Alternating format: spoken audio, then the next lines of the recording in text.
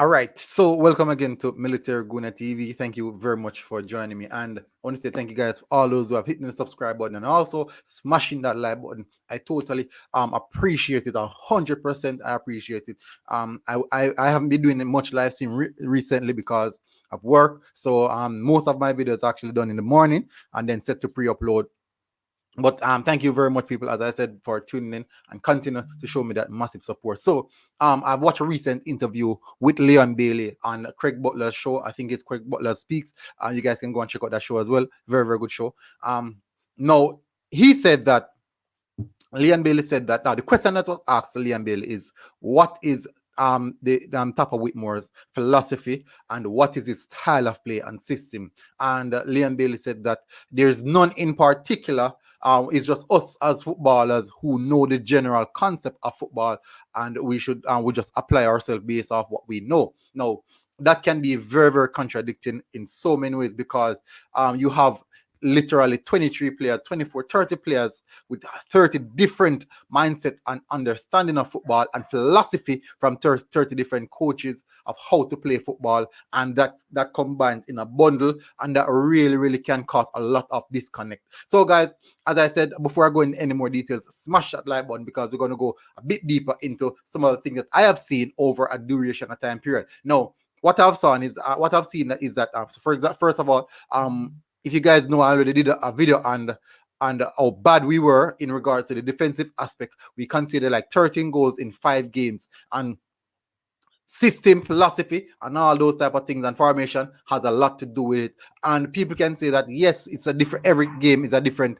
set starting lineup, but in the same sense, you should at least see some philosophy. You should at least see a style of play, a set pattern of play, and a general understanding of what everyone is trying to do. So for this program, I am going into the philosophy and also system of what Tappa wants to do, and something that I've seen Tappa doing over a time period, and it's not working. And I'm wondering, the question now begs to ask is, should we change a philosophy, or does Tappa really have a philosophy or a system or a style of play? And that question was already answered by Leon Bailey when he said no, there's no particular style of play, there's no particular philosophy. It's just us as footballers applying the knowledge. Now, I do know that a lot of people are going to say that football has a lot to do with more than on the field. It is now we're dealing with things that is happening on the pitch. Totally. Now, what I am going to show you guys today is something that I've seen Mr. Whitmore doing over a time period, and we're definitely going to identify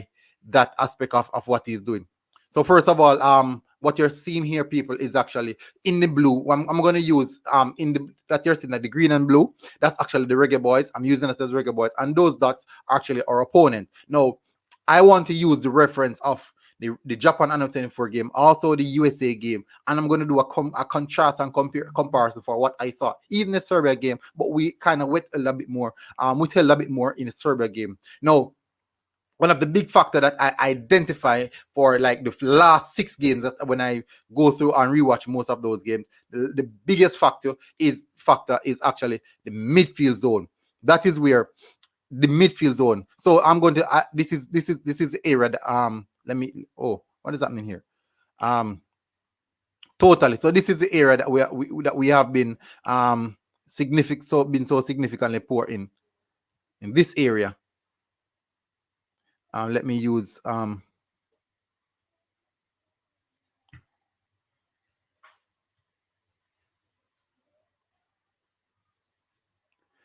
this is the area, people, right in that area right there. I'm not sure if you guys are seeing it. Or okay, good. What did I do? I'm gonna have to undo that. So let me add back the players.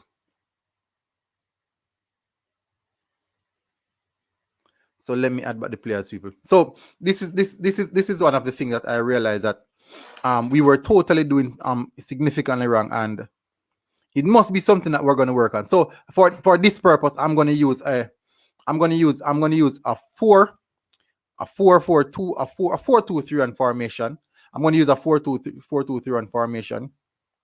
As you guys can see, that is the formation that I'm deploying right here. Now, as I said previously, that this right here is the area that we're having the largest significant amount of issues. This is the area that we're having our issues. Hopefully, you guys are seeing the line that I'm bringing across right here. This is the area that we're having our issues, which is the defensive midfield position. That is the area that we're having significant issues, people. So we want, for this show, I want to see how best we can adjust to that. Now, the good thing about it is that with the influx of players such as Kevin Stewart and also Jordan Cousins, we could relatively say that we adjust that particular area. But what I'm going to show you guys is things that have been happening for us for the longest time period. Now, this is what happened. So let me move this out of the way.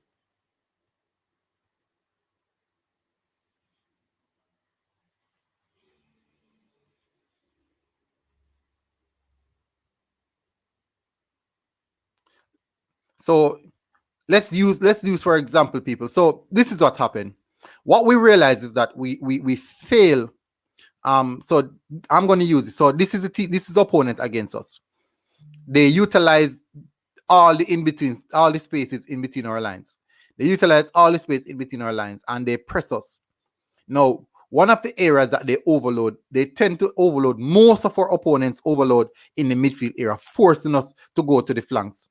That's what most of our opponents does. And why would they? We should look at it. Why would they overload the midfield area? Because most people know that in football tactics, normally when you're going to overload, you overload on the flank. But why is it that most of our opponents overload in our midfield park?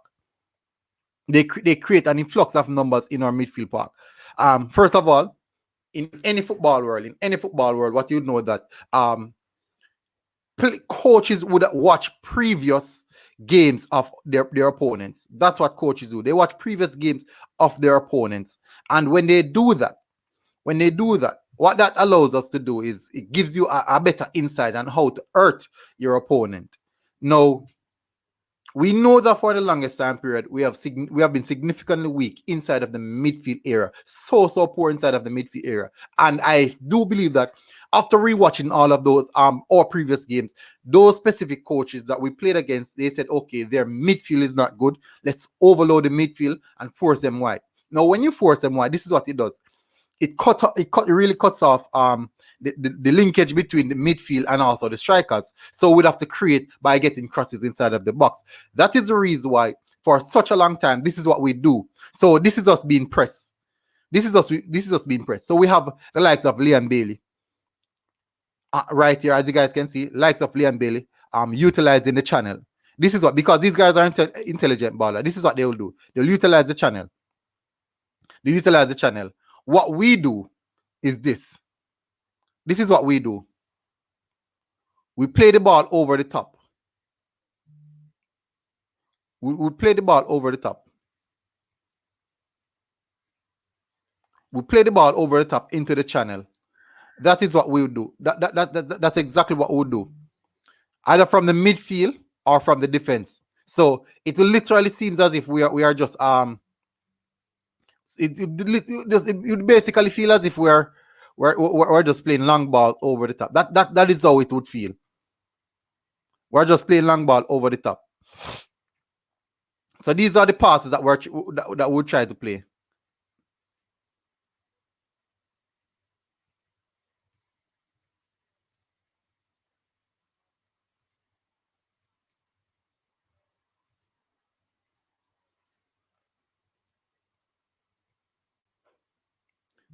So these are the passes that we'll try, people. As you guys can see, we'll try to use it. We'll try to utilize the channels. And most of us as Jamaicans, we say we don't like that. We're not trying to put two passes together. We're not trying to retain possession of the ball. We're not trying to hold it. But really and truly, if we should be factual, it is because we don't have the sufficient talent in the midfield pool. So, for example, when we played against the Japan under 24 team, they press us so high and aggressive in the central area. They also create overloads on either wing, whichever side we have the ball on. No, that actually forced the likes of Ravel Morrison to come extremely deep to come and fetch the ball. No, this is what a player such as Jordan Cousins would do, and also Kevin Stewart. No, so for example, right here in this position, in this part of the pitch right here, what Cousins would do in this area. What Cousins would do in this area.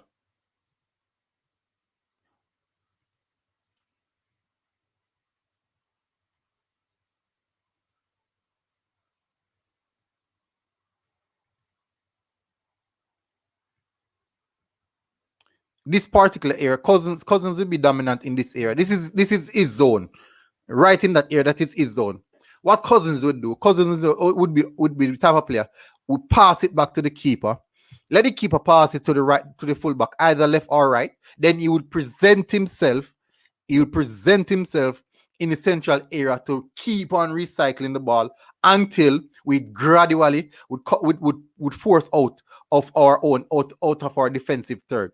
No, this is the literally importance of proper central defensive midfielder. Now, with that, with these type of talent that we're bringing into the team right now, such as the Cousins and the Kevin Stewart, these guys will literally help us to move at least 5 yards further up the pitch. Now, that is the importance of the football that we're playing in recent days. So pushing us 5 yards up the pitch will literally push them back 5 yards into their own defensive third. And that is the uncomfortable area that they don't want to be in. And that is what we should be doing, forcing these guys into those particular areas that we'd want to do. Now, let me show you something that another thing now is that this is what can help us with our defensive ability. Defensive ability, you don't necessarily have to defend, but one of the key aspects in defending is actually retaining the ball. Most people don't know that one of the key aspects of defending. One of the main reasons why Manchester City is actually so dominant is actually the mere fact that they retain possession of the ball.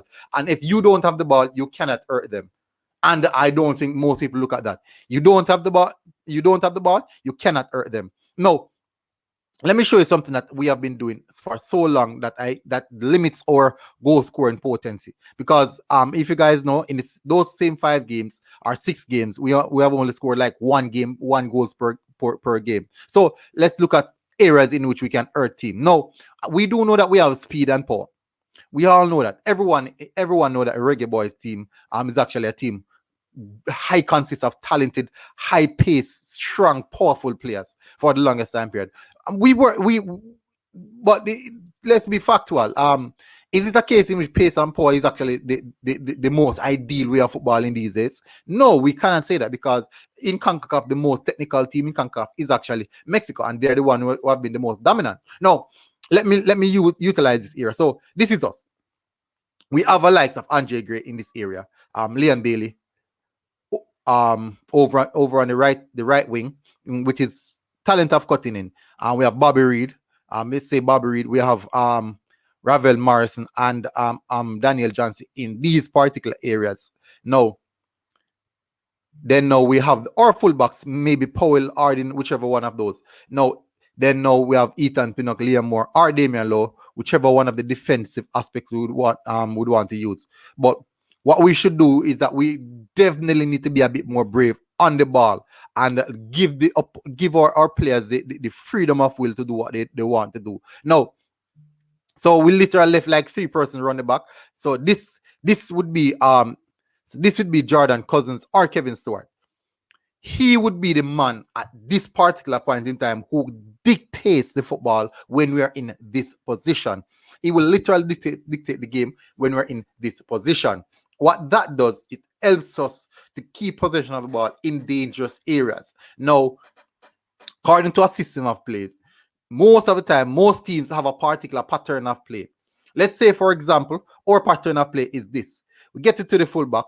Fullback plays the central midfielder. Back to the winger, either Leon Bailey or Bobby Reed, whichever winger is that. Now we have a fullback who is actually going to overlap. The mere fact that the fullback is going to overlap down this side, he will literally take one of the defenders off the likes of Leon Bailey right here. So Leon Bailey now has the opportunity to cut in.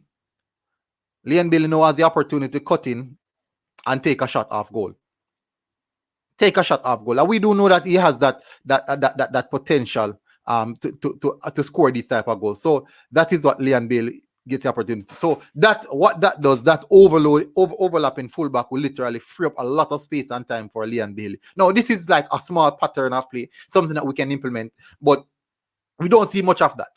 We tend to see a lot of long balls, and by the time our striker to get the ball and hold up play, we'd have to have a incoming our player, a striker, another striker or winger running off, and like we saw what happened when we play against USA, Andre Gray hold up the ball, John Malo running off Andre Gray, and so we got that goal, definitely. And we also saw it in the Serbia game as well, where a beautiful through pass to Andre Gray. But in the same sense, if we should be really, really critical, if the keeper did hold on to that ball and claim that ball, we wouldn't have scored that goal. So it goes to show that we still are lacking in a lot of areas. Also, we can find aspect of our midfield area. So just the mere fact that Leon Bailey cuts in right here, he has the option to find Andre Gray in the channel or even Ravel Morrison on the top of going maybe the late runner inside of the box, and then we have a Daniel Johnson on the top of the box, someone who also can curl the ball, take a shot from where. So these are a few things that we can talk about. I won't go further into that. Definitely on a live stream I'll do much more in-depth detail on that aspect. So these are things that we need to talk about, and I know a lot of people don't like talking about these things, these aspects of football, but we have to be fair. These aspects of football are things that affects how we play and how we go about doing handling our business. It does. It 100% does affects how we handle our business and what it really, really do, and how we can improve, or we can significantly improve on these areas. So people, thank you very much for watching. I'm just showing you guys my tactical insight, my opinion. It's my opinion, things that I saw went wrong on a few of the games, and things that I think that we can actually work and do better. And I can be right, and I also can be wrong, because we do know that football is generally a game of philosophy, and philosophy is opinion, and in opinion everyone has their own opinion. So people, tell me what you believe, what you think we can do, we can go about getting the better out of these players, because it is important that we reach this landmark now where we can actually move forward in what we do. So people, thank you very much for watching. Hopefully you guys learned something. And if you don't learn anything, if you didn't understand what I'm talking about, I will definitely set up a live stream at some point, maybe over the weekend, to run a bit more in depth on that aspect of football. So people, please guys, smash that like button, and thank you very much for tuning in, and put it in your comment section. Tell me what you think. Do you believe that the mere fact that we're conceding so much goal it's actually because there's no consistency team lineup, or it's just a significantly weak team we're consistently putting out? But we cannot use those as an excuse. At the end of the day, with the game finish like that, FIFA, CONCACAF are not going to see. They're not going to put up Jamaica A or B team. They won't put up Curacao A or B team. They won't do anything like that. It is either Jamaica or what. You just lose all game, and the scoreline stands and it remains. And these are areas that we must fix up and sort out. So people, smash that like button, put it in the comment section. Tell me what you think about it. And this has been a really good one. Military Guna TV, people. And guess what? I am out.